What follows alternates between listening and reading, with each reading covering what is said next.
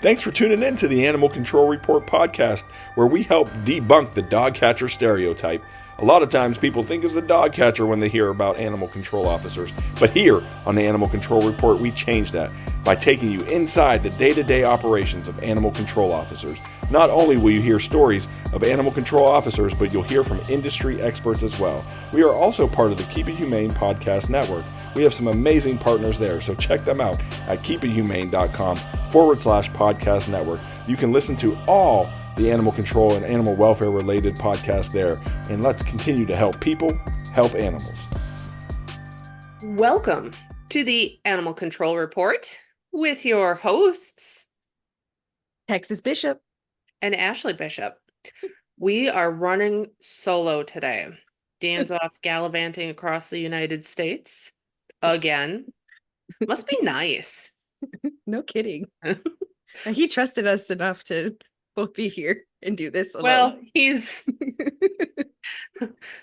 that just gives us more opportunity to pick on him.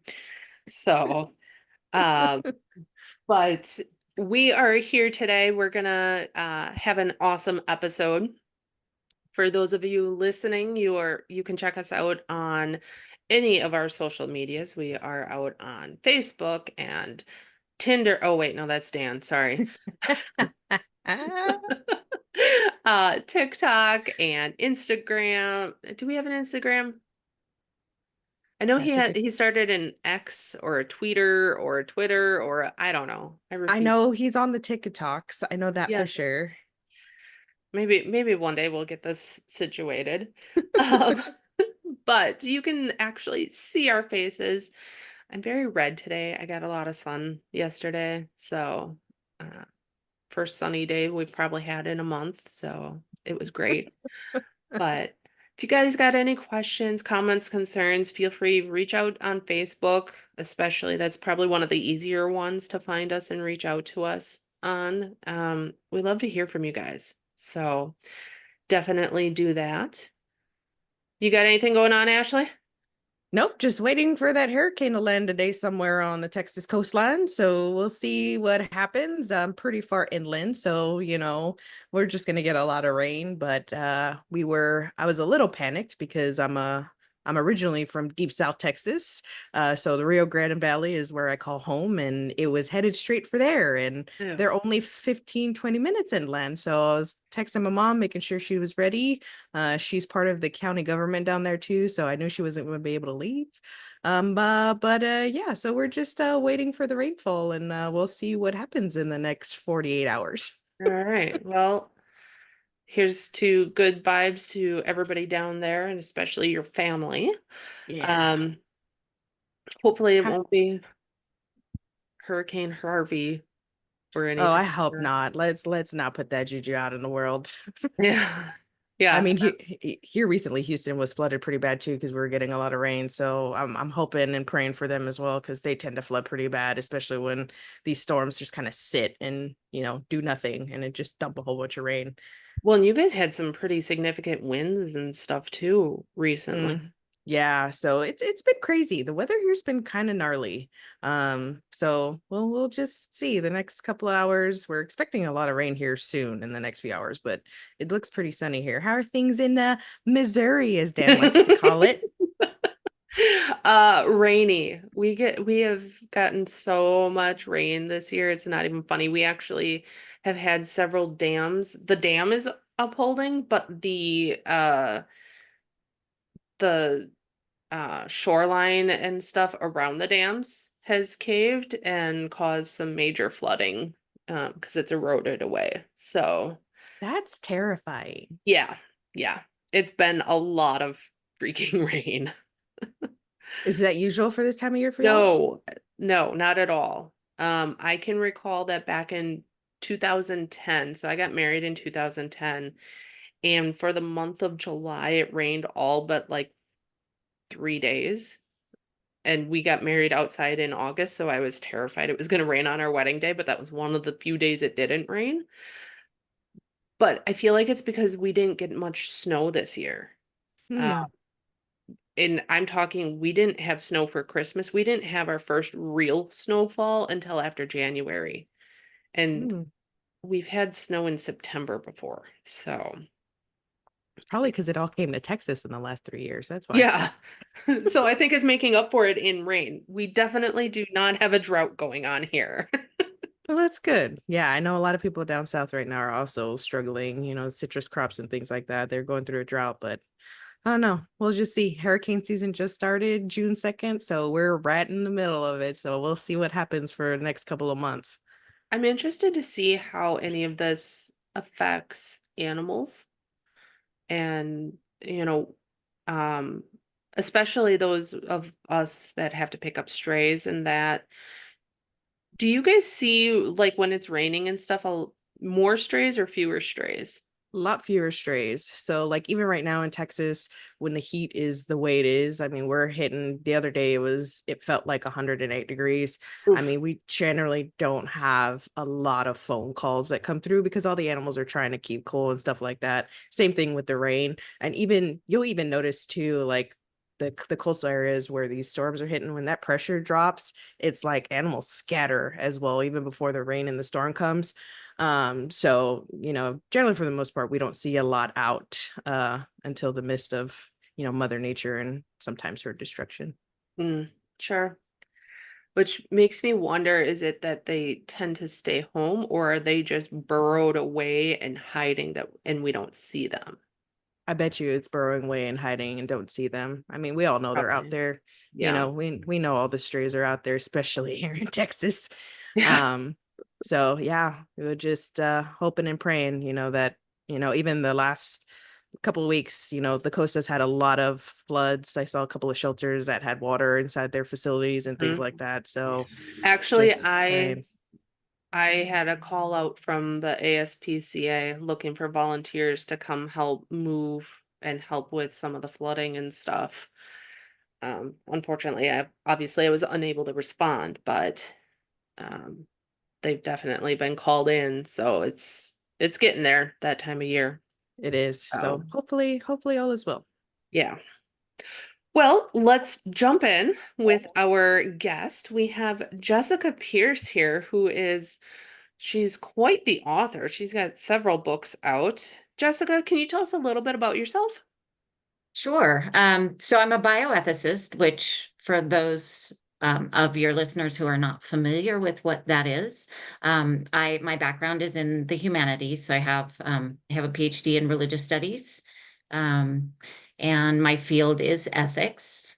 And bioethicists typically focus on ethical issues in medicine and the biomedical sciences. That's kind of like typically where you would see a bioethicist is working in a medical center or teaching in a medical school, which is what I did earlier in my career. And for the past 15 years or so, I've really focused attention on animal ethics and on human animal relationships. And so, so yeah, I try to think through and help other people think through ethical conundrums.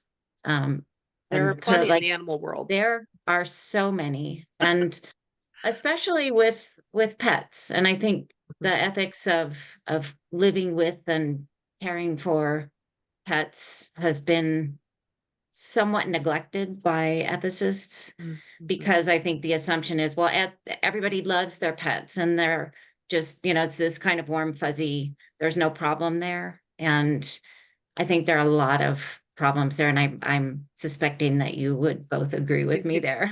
Um, and just trying to, I guess, ultimately help animals by helping people think more carefully about the kinds of decisions they're making and behaviors they're engaging in. Okay. What what brought you to looking into it with the animals more?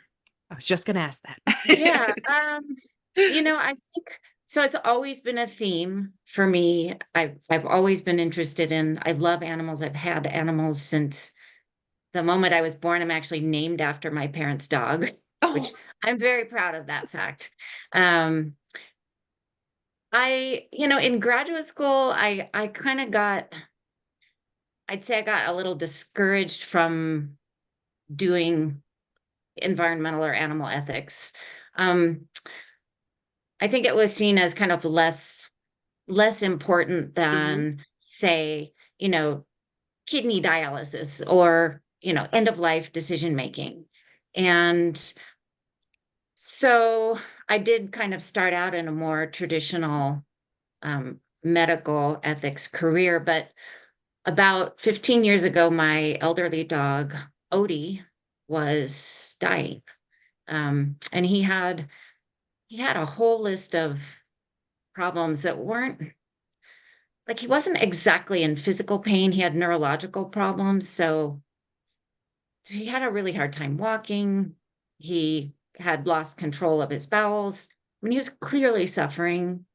And it was really difficult for me to navigate those end of life decisions with him and choices, and like, what do I do? Like, it feels wrong to push toward euthanasia, but it also feels really like he's suffering, and what do I do about this? And I didn't find a lot of resources. So I'm like, okay, well, I'm going to write a book about Odie and about the process of, I guess you could say, companioning an animal through the last part of their life. Because I think it's every bit as hard, probably harder than human end of life issues ethically. So, and that was kind of the beginning of it. And like, I love writing about dogs, and I love writing about animals in general and thinking about animals, aside from the fact that it's really discouraging too, because there's so many difficult things going on. So there's that too, burnout and compassion fatigue, which I know are familiar in your line of work. For sure. And I think it's interesting that you made that point, Jessica, about, it being a little bit harder to navigate the end of life of a pet. Because I will tell you, people who do not work in this industry or who are maybe on the human side of things will tell you the opposite. And I know I've gotten to plenty of arguments with that particular topic, because I am a certified euthanasia technician. It's something that I do quite often in our facility, and I have been doing for the 15 years that I've been doing this. And there is something to say, having to make that decision for a being that you can't really communicate with. It's hard. It's really hard. Yes. Yeah. And we're not asked to kill in fact, we're not allowed to kill our human loved ones, even if it might be the best thing that could be offered to them and what they want. So yeah, I think it is unique in that way. We have this, well, as a gift / really violent tool that it's available, and we're tasked with figuring out how to use it appropriately. It's interesting that you call it a gift, because this is probably, I should have put it in scare quotes, because I really don't. I'm curious to hear what you say. I really don't like that language. no, but I agree that it still kind of is. I actually, when I left the shelter, I worked temporarily at a nursing home in the memory care unit. And honestly, one of the reasons I had to leave was because I was looking at adult humans that were suffering. And I'm like, I know that if you were an animal, I could help end your suffering. And I struggled with that fact of not being able to do that for them, but I could do it for the animals. So everybody thinks that it is a very taboo subject. And that's one of the things I think we need to, as a society, work on making less taboo. We talk a lot on the show about the no kill movement and making it that, we try to save everybody. Are you familiar with that whole aspect of the world? I am. I'm familiar with it from an outsider's perspective. That is to say, I don't work in a shelter or in in your line of work. So I feel like I probably have a limited understanding of all the variables that are at play. I think it's profoundly complex. So I'm familiar with it, and also nervous to talk about it because, I feel like there's a lot there, and Sure. it's ethically complicated everywhere you look. And there are things I'm happy to talk about it, but I just, with that caution caveat. Sure. Sure. Of course, I'm interested though with your background in ethics, kind of what your thoughts are on the movement and kind of what you know about it, and obviously we're pretty candid here about Yeah, our thoughts And I love the so, fact that with you you. have an outsider Of perspective of course. it. yeah. So, well, if you want me to jump in and Yeah. offer some thoughts. So, Yeah. I mean, so these will be maybe random and hopefully a little coherent. But one of the things that is really striking to me about the no-kill movement and the response to it is how contentious it is and how politicized. And like, you can't even talk about it without people getting really upset. And I think the reason for that, at least one of the reasons, is because there's no way to navigate that without moral tragedy. Mm-hmm. Yeah. It's not clean. There's no clean way to deal with the problems that we have. And I think it gets framed as this kind of either or. Either you're no kill or you're kill, which I don't think accurately represents the issues that are at play. For me, it's more like a both and. And I think you can be committed to, and we should all be committed to, an ethic of nonviolence and non-killing. And at the same time, I think the reality of the situation that we have all created with companion animals is that we have to do violence to them, and we will do violence to them. And there's no way around that. And I think it's unfortunate because then we end up doing violence to each other too. And I think people who are asked to euthanize animals, we're committing a profound violence to them by asking them to do that work. Yeah. And that's not fair. And it's not compassionate. And of course, it's a violence against the animals who are just caught in this structural situation that was not of their making and that they're just victims of, really. So I think you can be committed to an ethic of nonviolence and non-killing and still come to the conclusion that that is the most compassionate thing to do in a particular situation, I guess, is ultimately how I would parse it out. I would agree. I think there's a lot to recommend what no-kill proponents are saying. And I also think it's more complicated than that. I think you have a great perspective on it, Jessica, for being outside of the realm of the animal industry or the animal world, as we all love to call it. I don't think you're wrong at all. And I think you hit a lot of good points. I've been called everything under the book. I've been called murderer. I've been called, all kinds of things.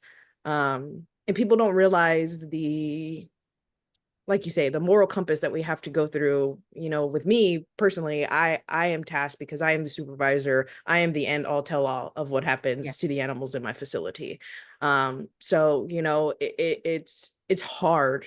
And, there's a lot of moving parts to why people consider, humane euthanasia or who consider themselves no kill.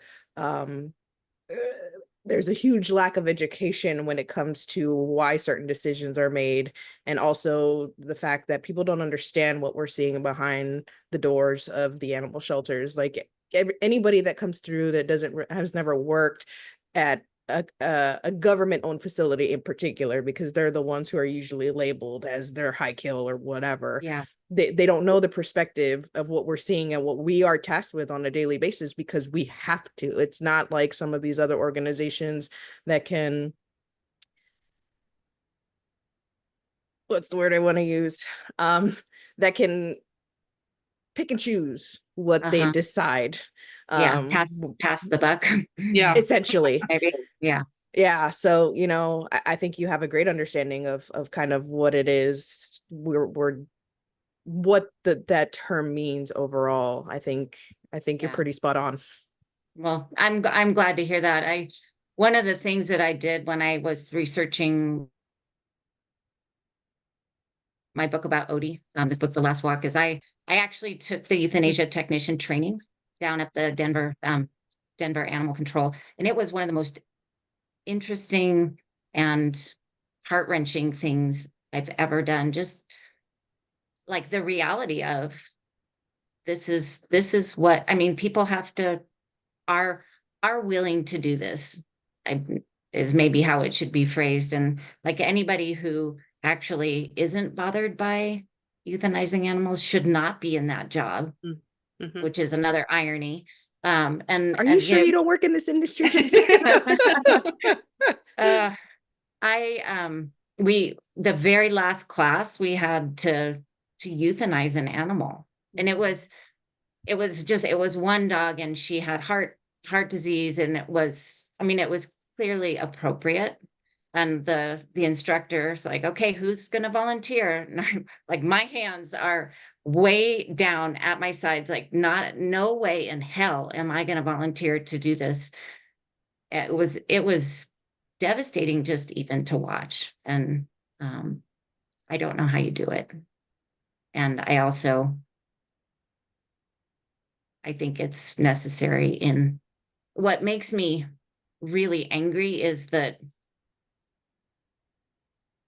it's a situation, in at least the way I see it, that is created by pet owners, the pet industry, breeders, like people who are outside kind of judging what's happening, harshly sometimes.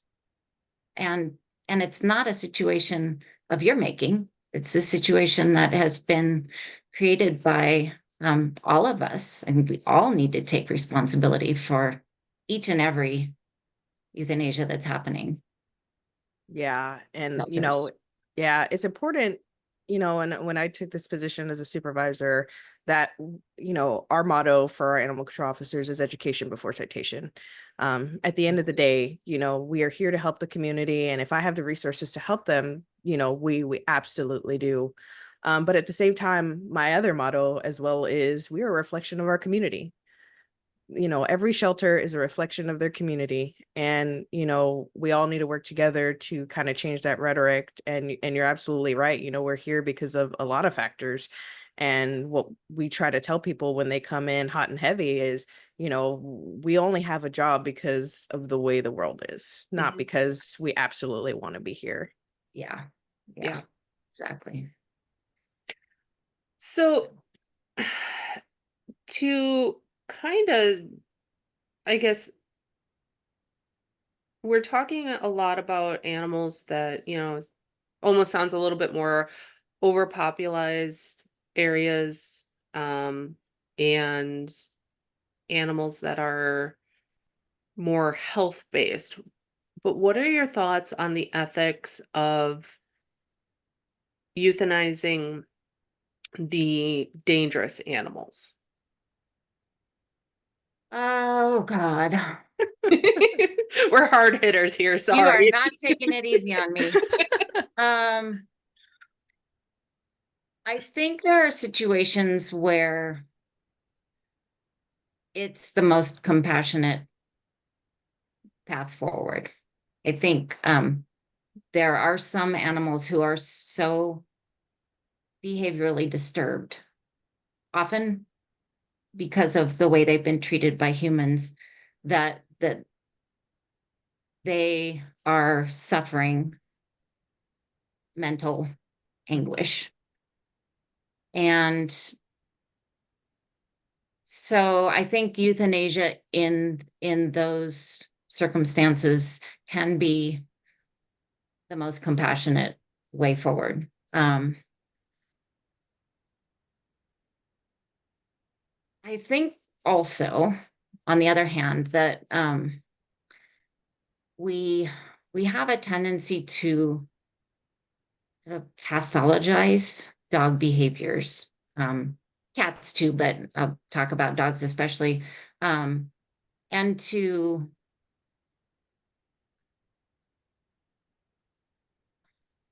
punish dogs for being dogs. So, I think for dogs, biting is a really natural response to feeling threatened.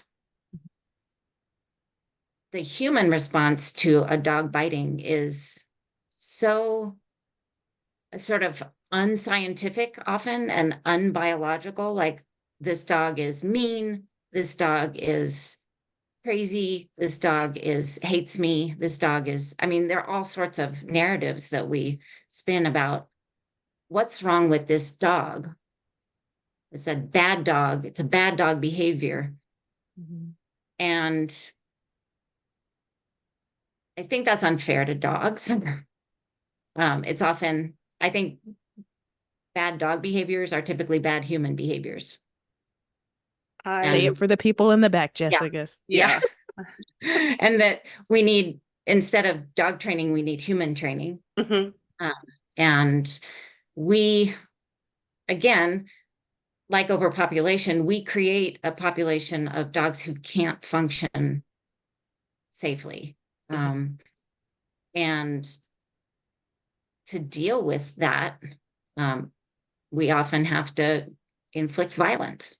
And I hope it's not offensive to use that language to talk about like euthanizing dangerous dogs. I think you can, in my mind, that doesn't mean that it's morally wrong, but just to acknowledge that it's still an act of violence against an animal to take their life when they're not dying from, not suffering some incurable, intractable disease. I've actually used I had a situation with a dog that so first of all, I 100% agree that I've had dogs that I've had to declare dangerous, not because it's necessarily the dog itself, but it's the owner's inability to actually maintain the dog in an appropriate manner to keep everybody that is around the dog safe. So 1000% agree with a lot of it being owner related. Now, our dangerous dog does not necessarily mean that you immediately have to euthanize. We give options for, being able to keep, they're expensive, but you can keep your animal or even rehome the animal. But that is left to the owner's decision. Yeah. I have had also, though, one situation I can think of where I had an entire family of dogs that all of them have been involved in bites. Now, granted, most of those dogs were with the same people. Yeah. So at that point, okay, are we talking genetics or are we talking, nurture Right. versus nature at that point? Yeah. But, the one dog in particular, she truly was a problem, and she was more than one bite, and we're talking jumping out of a fenced in area to go bite.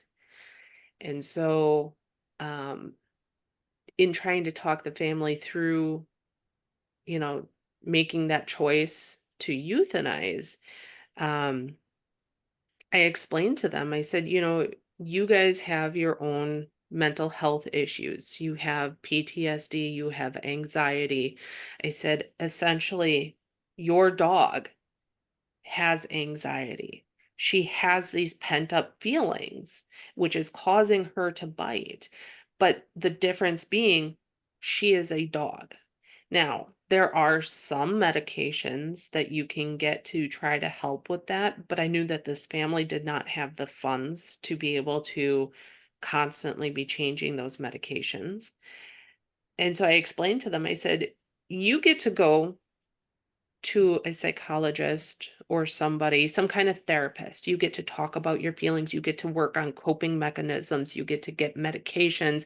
You get to get all of this. Whereas your dog literally is just living with this constant feeling of anxiety and pent up anger and things within inside her that she can't express in any other way other than biting because she's a dog. Yeah. Um, and that's kinda how I was able to talk them through the process, and they're Mhm. like, "That makes so much sense. We wanna relieve her of that," and they chose to euthanize her Yeah. because of that. Yeah. But I think we're Mm. breeding a lot of that into a lot of our dogs because we're not taking care of breeding responsibly. Yeah. Yeah, I mean, I think you're raising a lot of really good points there, and what jumps out at me most is just that each dog is part of an ecosystem, a sort of unique home ecosystem, and so it's really hard to have these sort of generalized, "Oh, this is, you know, it's wrong to kill dangerous dogs," or some kind of um, absolute statement Absolution. like that. Yeah. Yeah, Yeah. because there are so many factors that come into play. Um, just a family's emotional resources, their financial resources, their, what kind of relationship they have with their dog, the dog's emotional resources. um, and so I mean, what we need are people like you who can sort of come in and see this ecosystem and help kind of understand what's needed, what's going on, what's needed, and responding in the most compassionate way to that situation. And that's hard. That's really hard work. And that family was lucky to have you help with that. Thankfully, I had a really good rapport with them. Yeah. So It's hard. I know I had a dog who was had some biting issues, and it was one of the worst experiences of my entire life. I was scared to go anywhere with him.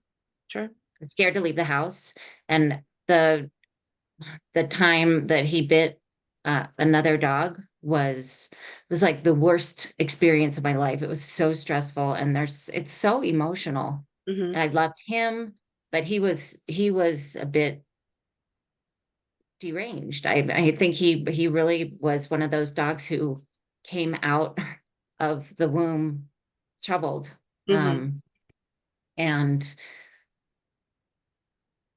so I mean, all this, I guess, just to say that it's a profoundly complex um, terrain to navigate. Well, in talking about it being super complex, if you could give animal control 1 to 2 things to focus on to make it that we could better the world for animals and, even for ourselves doing our jobs potentially, what would that be?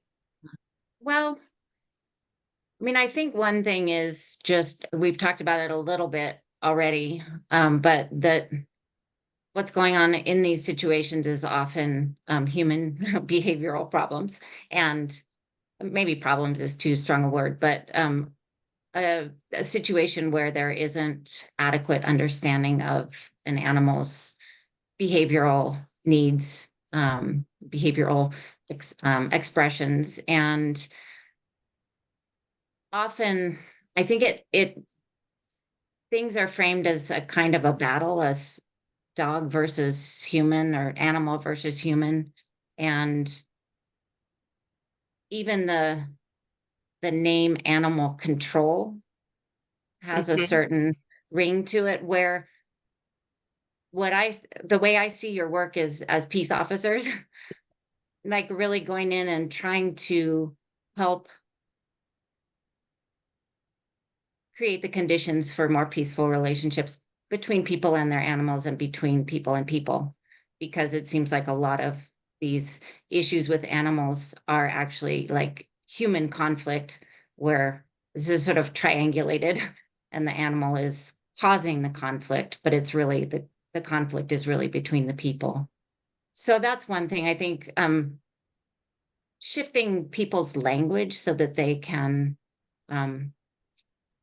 think about collaboration with animals rather than this sort of a battle and or control. And then, I think that in general, pets and our companion animals in the United States suffer from a lack of agency. Like they really are, they're under profound physical and behavioral constraint.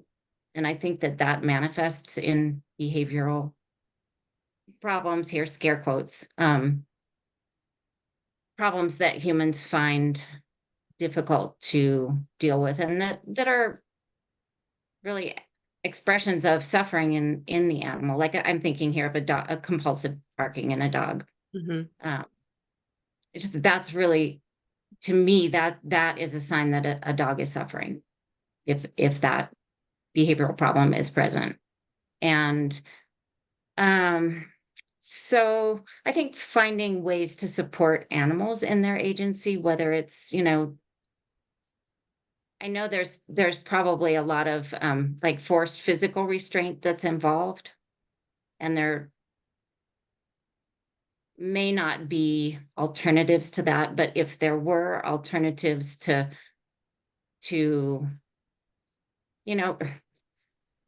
like I think of a catch pole as a kind of, it's hard to see that wouldn't be profoundly traumatic for an animal.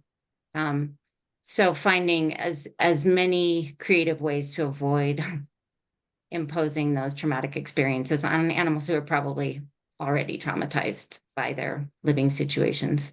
Are you familiar at all with fear free? Very. Okay. And I, it's not without some problems, but I wholeheartedly agree that a lot of the fear we impose is unnecessary. And that there are ways around it. And often it just involves taking more time, Sure. which is not always a commodity that there's an excess of. And I think, oh, go ahead, Ashley. No, you go ahead, Ashley. I think, even on this podcast, our whole rhetoric is to change from the dog catcher. We are no longer the dog catchers, even though a lot of people in our industry are still kind of in that mentality. But I think you hit a good point where it's a matter of treating every situation as its own individual situation, rather than putting everything in a bubble. And I think myself and my assistant supervisor, who is absolutely phenomenal, like I couldn't do my job without her, making it a point to train our officers in a sense that, yes, this might be a situation where you've dealt with it at the same street, last month, but things could change. And, it's important to treat every animal as an individual, every situation as an individual, because again, you just never know what's going on, and your input could really change how those things play out at the end of the day. Yeah. Yeah. I also, I've had a tendency, I think, to be like, okay, admittedly, super judgy toward other dog owners or pet owners, like, oh my God, I can't believe they're doing that. And then when I get some insight into what's actually going on, there are really good reasons for why they're doing what they're doing. And so I think being as compassionate toward the people that are having trouble And maybe which, keeping an open mind. yeah, yeah. And I think at least what I have observed is that a lot of people simply are unaware of that certain things they're doing are cruel. Hmm. They just don't know. And you might think from, or I might think from my perspective, how could you not know that? That seems so obvious, but it isn't. And, maybe at one point in my life, I didn't know that either. Mhm. So just cutting people some slack, and, it'd be nice if everybody were doing the best they could. And I'm not sure everybody is always doing the best they can, but um, giving them the benefit of the doubt. Well, and I think too, we have to look at what, or more so how people grew up Yeah, previously, because exactly. it, there there's a very different, we're starting to learn, we're starting to accept that animals are more than just a creature being on our property, and that they mean more, and that they have thoughts and feelings. And so, a lot of people grew up with, no, the dog just lives out in the backyard, or on the Yeah. farm, and it does what it wants. Doesn't need veterinary care. If it gets stepped on a cow, no big deal, go Yeah, they out. don't feel pain. Right. And so we have to try to change that. And so, like Yeah. Ashley said, other Ashley, not me, Ashley. Talking to Is a this different just a person. coincidence, or did you arrange this so that you would have the exact No, same names? It's Dan just a happened, coincidence. yes, Dan happened to find her, and it was hilarious because the first time on Facebook, I was like, I saw it just said Ashley Bishop, and I'm like, I didn't write this. Where did this come from? um, but we have to educate before we issue a citation. Yeah. Correct. Education is everything. Absolutely. And that's something that we need to look into, and we need to get our city and county officials to understand that we are not here to be money makers, that we are here to uh Funny that anybody would think that. I Oh, got stories. it's Okay. still very much a thing in a lot of places, it's, there's so much burnout, as I'm sure you know, Jessica, in our Yeah. industry. And that is why, because, we're still very much in the era of animals are just animals, you know, it's insane. I looked out to where I'm at right now, where my city officials are absolutely fantastic, and I was so surprised that they are letting me do what I want to do to help make our community a better place for both the animals and the people, because it's not like that anywhere that I've ever No. been. And Yeah. and it's hard to find places like that. And you can have both the extremes too. You know what I mean? They Yeah. absolutely don't Right. care, or they care too much and they don't know what they're doing. Right. So it's hard. And like I tell everybody when, we have a tough conversation, is I don't know that we will ever see the animal industry, particular animal services, get to a place where we would love to see it in my lifetime. I really don't see it going that way, unfortunately. I will try my damnedest. I will tell you, I will fight tooth and nail, on my time here, but I just don't see it happening. Can I ask you a question? Of course. Do you guys feel like the situation is getting worse for animals or better? Both. Ooh, yeah. I think it's both. If you asked me this 10 years ago, I would say we're doing better. But many of the conversations that we've even had on this podcast too is that we're not on the same front in this industry. And I think, as Dan has mentioned it before several times, it is what's hurting us overall in the industry to move past certain things, Mhm. i.e., the no-kill movement. Me personally, a lot of factors that go into the no-kill movement, I don't agree with whatsoever. I don't think it's healthy for an animal to sit in a kennel for years on end, to live that life. That's awful. That is awful. And I will tell you, you can see the deterioration. I mean, even with a few months time with some of the animals that are in my facility at times, you can see the deterioration. That's no life. That is absolutely no life. At what cost are we doing this to make ourselves feel better? So I leave it at that. I think it's both. I think where we take a few steps forward, but then I feel like we take 3 or 4 steps back every time. And it's hard to watch. It's really hard to watch. And I think that there is so much decisiveness in the various organizations that have a voice on animals. And that makes it hard because now who do you listen to? How do you can't work together when you're at that decisive and or divisive, sorry. We need to be able to work together a little bit better.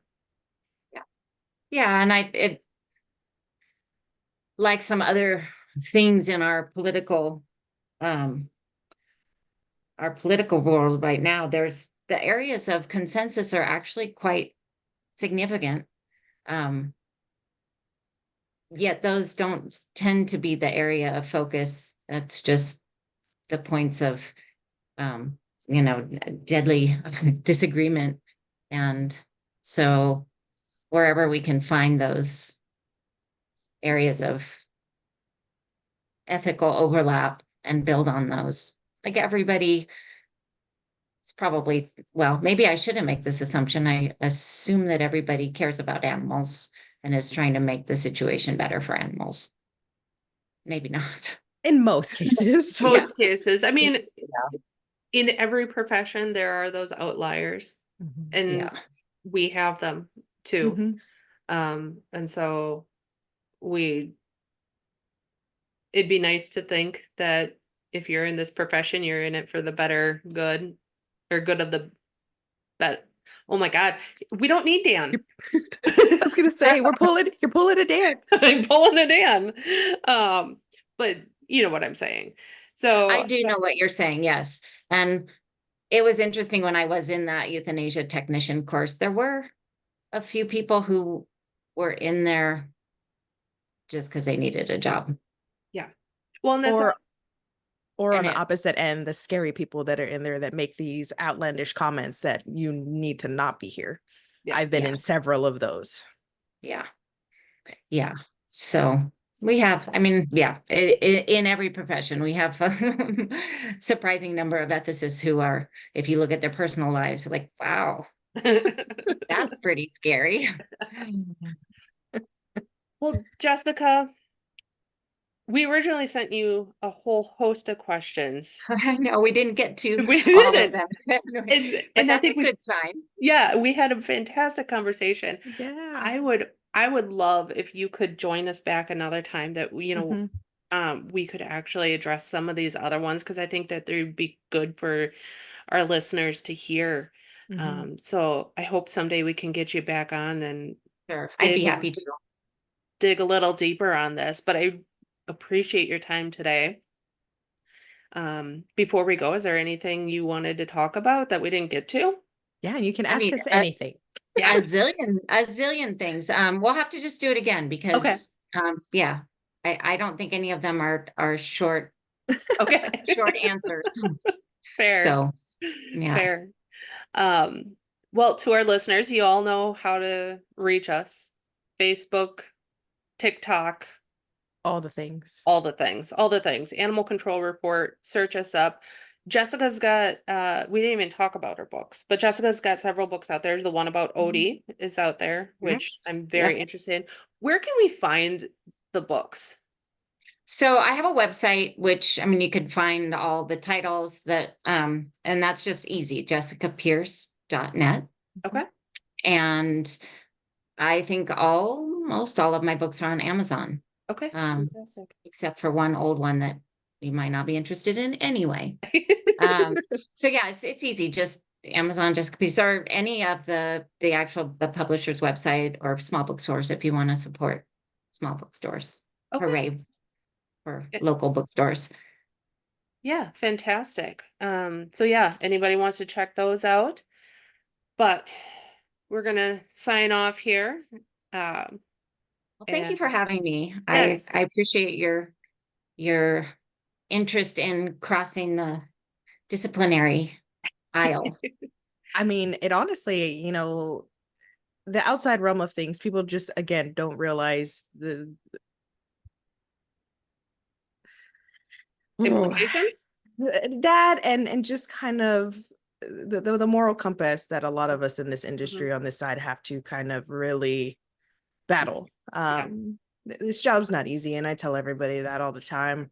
I didn't get in this position to do certain things. I love animals, and I think for me, I'm glad I'm on that other side of when I have to make those decisions, and I want to be that person to be behind there because it could be a lot different for those animals.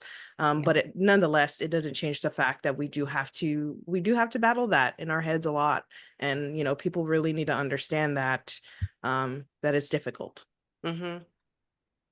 in any I, aspect of our yeah, industry. Yeah. I greatly appreciate the work that you guys do. So thank you. Thank you. Thank you, Jessica. This was amazing.